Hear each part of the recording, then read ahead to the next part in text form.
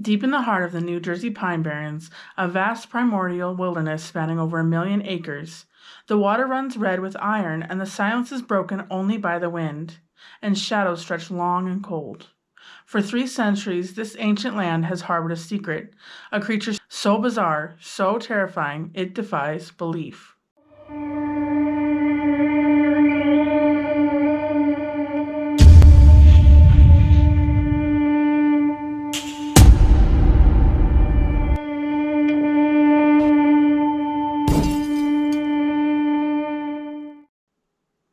Welcome back, or if you're new here, welcome to Hidden by Night. We cover all the things that live in the dark, so settle in, grab your snacks, and make sure to have your flashlights ready. In today's video, we are deep diving the Jersey Devil, a beast with the head of a horse, the wings of a bat, and the scream of a banshee. But to truly understand the monster, to comprehend the centuries of fear and fascination it has inspired, we must first understand the woman who supposedly gave it life. We must journey back to a time when curses were real and the devil truly walked the earth. Our story begins in the year 1735 in a remote, poverty-stricken settlement known as Leeds Point, nestled on the desolate eastern edge of the Pine Barrens. Here lived a woman, whispered about in hushed tones, known only as Mother Leeds. She was a mother, yes, but one burdened by unimaginable hardship. By 1735, she was already caring for 12 children in a cramped, dilapidated shack. Life was a brutal, relentless struggle against hunger, disease, and unforgiving wilderness that surrounded them. And then she found herself pregnant again, a 13th child. For many women of the era, another mouth to feed, another life to clothe and shelter was a crushing prospect, but for Mother Leeds, it was the breaking point. The legend says, as the pangs of labor racked her body, as the midwife and few neighbors frantically tried to assist, she cursed her unborn child. In a moment of despair, or perhaps pure malice, she reportedly cried out, "Let this one be a devil." The labor was long and agonizing. Finally, a baby was born. At first, it appeared normal, a small human infant. But then as the midwife held the tiny body, the transformation began. The air in the small room grew cold. The candlelight flickered wildly. The infant's skin began to scale. Its face elongated, taking on the features of a horse. Tiny wings sprouted from its back, like those of a bat. Its hands and feet contorted, hardened into cloven hooves. A forked tail lashed out, striking against the wooden floor. It was no longer a child. It was a monstrosity. With a blood-curdling scream that would forever echo through the pine lands, the creature reportedly thrashed violently, attacking those in the room. Some versions say it killed the midwives. Then it escaped. It flew up the chimney, spiraling out into the cold, unforgiving night, vanishing into the dense, dark forest of the Pine Barrens, leaving behind a terrified mother and a legend that would refuse to die.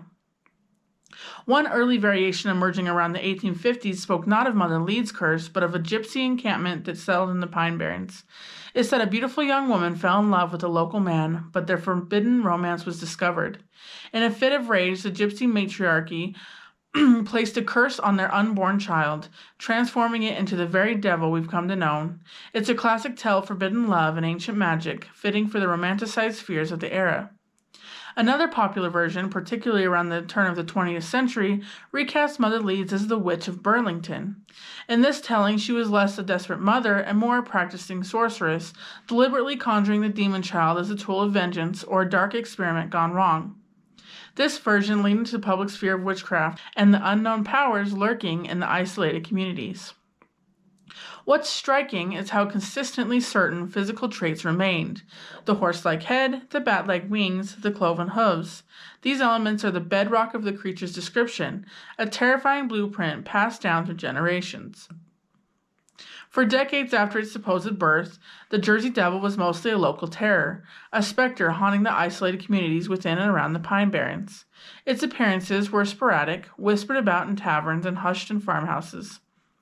But even these early encounters added to its mystique, proving it just wasn't a bedtime story.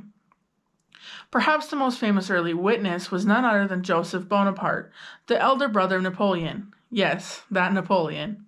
After the fall of his empire, Joseph fled to America, eventually building a lavish estate in border town New Jersey, just a stone throw from the Pine Barrens. It was around 1820. Joseph, an avid hunter, was reportedly out near his estate. He claimed to have seen a strange winged creature soaring over the vast marshy lands of the Point Breeze estate. His description was vague, focusing on its immense size and peculiar flight, but many later connected it directly to the growing legend of the Leeds Devil. For a man of such stature and worldly experience to report such a thing, it lent an undeniable air of credibility to the emerging myth. Throughout the 19th century, more reports trickled in. Farmers would find livestock mysteriously mutilated, their carcasses drained of blood. Strange guttural cries would emanate from the darkest parts of the forest, sending chills down the spines of even the bravest woodsmen. Miners working deep in the bog iron pits reported seeing red eyes watching them from the shadows. Each sighting, each chilling sound, each inexplicable event woven itself into the tapestry of the creature's lore. The Jersey Devil was becoming less of a local curse and more of a regional phenomenon, but it was still largely regulated to the realm of folklore, a curiosity, a spooky tale. Then came 1909, a week that would drag the Jersey Devil screaming from the shadows of legend and thrust it directly into terrified consciousness of an entire state. A week that would transform a local boogeyman into a national sensation. While the legend had simmered for nearly 2 centuries, it reached a boiling point in 1909. Between January 16th and January 23rd, the Jersey Devil was no longer a ghost story. It was a public crisis. During this phenomenal week, thousands of residents across New Jersey and Pennsylvania claimed to see the beast, leading to a state of total mass hysteria. The week began on a Saturday in Woodbury, New Jersey, when a resident discovered strange hoofprints in the snow. These tracks were unlike anything a hunter had seen. They traveled in a single line as if the creature only had 2 legs, and they did not stop for obstacles. They led up to the walls of houses, across rooftops, and leapt over high fences without any signs of struggle. By Monday, similar tracks were found in dozens of towns across the region. On Tuesday, the sightings became more aggressive. In Bristol, Pennsylvania, patrolman James Sackville was walking his beat when he heard a blood-curdling shriek. He turned his flashlight towards the sound and saw a creature he described as 3 feet tall with a long, thin neck and bat wings. It was hopping down the middle of the street. Sackville fired his revolver, but the creature didn't flinch. It took flight, crossing the Delaware River and vanishing into the darkness. By Wednesday, the panic hit the cities. In Camden, a woman named Mary Sorbinsky was awoken by a commotion in her yard. She opened her door to find the creature attempting to carry off her dog. When she screamed, her husband ran out to fight it off with a club, but the beast easily leapt over a 7-foot fence and disappeared. That same night in Haddon Heights, a trolley car full of passengers was followed by a winged horse-headed beast that slammed into the windows, causing several passengers to faint. The terror reached such a height that the social fabric of the state began to tear. In towns like Riverside and Burlington, schools were officially closed because parents refused to let their children walk to class. Factories in the Pine Barrens shut down because hundreds of workers refused to leave their homes after dark. Vigilante groups formed, patrolling the streets with shotguns and lanterns. The Philadelphia Zoo was overwhelmed with calls from terrified citizens. In response, they offered a $10,000 reward for the creature's capture. This prompted several local men to try and cash in. One museum owner in Philadelphia, Norman Jeffries, claimed he had captured the devil. He charged the public to see a green-winged creature in a cage, though it was later revealed he had simply painted a kangaroo and glued fake wings to its back. As the week came to an end on January 23rd, the sightings abruptly stopped. The phenomenal week left behind no physical evidence other than thousands of footprints and a deeply traumatized public. To this day, the 1909 panic remains the most documented and most widespread encounter with any cryptid in American history. To understand why people believe in the Jersey Devil, you have to understand the land he calls home. The Pine Barrens are not just a forest. They are a geological anomaly. The soil is so acidic that few things can grow there, and the water is stained a deep blood red by iron ore and cedar tannins. But within this wilderness there are dead zones, places where the lore is even darker than the legend itself. One of the most infamous is the Blue Hole of Winslow. Hidden deep in the pines, this is a perfectly circular pool of water that remains ice cold even in the blistering heat of July. Local legend says it is bottomless, a gateway used by the Jersey Devil to travel between our world and the underworld. Locals have reported that if you swim in the blue hole, the water will suddenly begin to churn, and something will pull you down. Divers have searched the hole and reported strange, powerful currents that defy explanation, leading many to believe the devil uses these waters as his lair. Then there are the ghost towns. Scattered throughout the pines are the skeletal remains of villages like Batso, Atzian, and Martha, once thriving iron and glass towns that were abandoned almost overnight in the 1800s. Walking through these ruins, visitors report the feeling of being watched. It's here that the screams are most frequently heard. Forestry workers have found devil trees, pines that have grown in twisted, grotesque spirals, as if the very presence of the creature has warped the local biology. In these silent, abandoned streets, the Jersey Devil isn't just a monster, he is the landlord of a forgotten empire. If you spend enough time in the Pine Barrens, you realize that the Jersey Devil isn't the only inhabitant of these woods. The 1.1 million acres of cedar swamp and scrub pine act as a sort of purgatory for a host of spirits.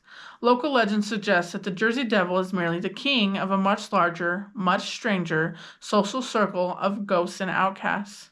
Take, for instance, the Black Doctor of the Pines, or James Still. Born in the early 1800s, Still was a self-taught herbalist and healer who was often barred from formal medical practice because of the color of his skin. He spent his life in the Barrens, learning the secrets of the plants and saving countless lives. Legend says that even after his death, his spirits remain a guardian of the woods. Hikers who find themselves injured or hopelessly lost often report being guided back by the trail by a tall, dignified man in a black coat who vanishes the moment they reach safety. He is the benevolent counterpoint to the devil, the light in the dark, but not every spirit is so kind. Deep in the marshes near the coast, people have reported seeing the golden-haired girl. According to lore, she was a young woman who waited on the shore for her lover to return from sea. He never did. Today she is seen as a shimmering ethereal figure standing in the mist, staring out at the Atlantic. If you approach her, she doesn't scream or attack. She simply looks at you with a profound, soul-crushing sadness before evaporating into the sea spray. Then there's the headless spirit of Captain Kidd. Most people associate the pirate with the Caribbean, but history tells us he frequented the Jersey coast to bury his treasure. It's said that Kidd executed one of his own crewmen to serve as a ghostly guardian for his gold. Witnesses near the Barnegat Bay have reported a headless figure wandering the dunes, swinging a spectral lantern, forever protecting a treasure that will never be found. Finally, there is the white stag. In many cultures, the white deer is a messenger from the other world, and in the Pine Barrens, it is a sign of impending doom. Local tradition holds that if you see the white stag crossing your path, it is a warning from the Jersey Devil himself to turn back. Those who have ignored the stag and continued deeper into the pines have often disappeared, their vehicles found abandoned on sand roads with no tracks leading away. These stories create a layer of living history. They suggest that the Jersey Devil isn't an isolated monster, but part of a complex supernatural ecosystem. When you enter the pines, you aren't just walking into a forest, you are walking into a 300-year-old ghost story, where the devil is just the most famous face in the crowd. When we pull back the curtain of folklore and the terror of the 1909 sightings, science offers several grounded explanations for what people might have actually been seeing in the dark, dense woods of the Pine Barrens. The primary biological candidate for the Jersey Devil is that of a Sandhill Crane. These birds were once common in the region, standing nearly 4 foot tall with a massive 6-foot wingspan. A Sandhill Crane seen at dusk or in the moonlight can be terrifying. They have a distinct reddish patch on their head, which could be mistaken for blood or glowing eyes, and they possess a loud, rattling, prehistoric sounding call that echoes through the swamps. To a witness already familiar with the devil legend, the silhouette of a large-winged bird with a long neck and spindly legs fits the description almost perfectly. Another theory points to the great horned owl. These predators are famous for their horns, which are actually tufts of feathers, and their large reflective yellow eyes that seem to glow in the dark. More importantly, owls are capable of producing blood-curdling screeches that sound remarkably like a woman in distress. If an owl were to swoop down to protect its territory, its silent flight and sudden appearance could easily be interpreted as a supernatural attack. Beyond misidentified animals, we have the psychological phenomenon of mass hysteria. The 1909 Phenomenal Week is a textbook case.